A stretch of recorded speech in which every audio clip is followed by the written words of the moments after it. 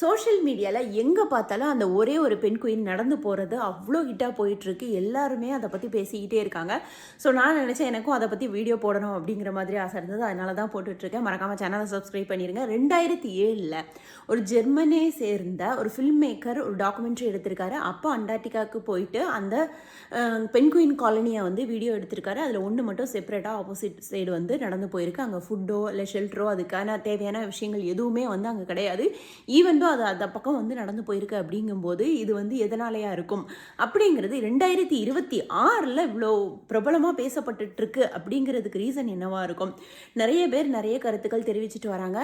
Elon மஸ்க்ல இருந்து ஆரம்பிச்சு நம்ம உள்ளூர் பாட்டி வரைக்குமே அந்த விஷயங்களை பற்றி பேசிட்டு வராங்க. இது மட்டும் இல்லாமல் உலக தலைவர்ல இருந்து ஆரம்பிச்சு நம்ம உள்ளூர் தலைவர் வரைக்குமே அது கூட கம்பேர் பண்ணி பேசிட்டு இருக்காங்க.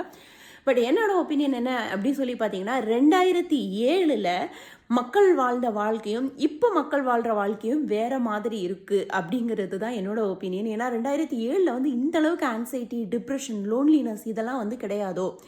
இப்போ வந்து மக்கள் அதிகமாக வந்து அலோனாக இருக்காங்க. அதிக அளவில் வந்து தனிமையாக உணர்கிறாங்க. ஆன்சைட்டி இருக்குது, டிப்ரெஷன் இருக்குது, ரொம்ப ஸ்ட்ரெஸ்ஃபுல்லாக இருக்குது.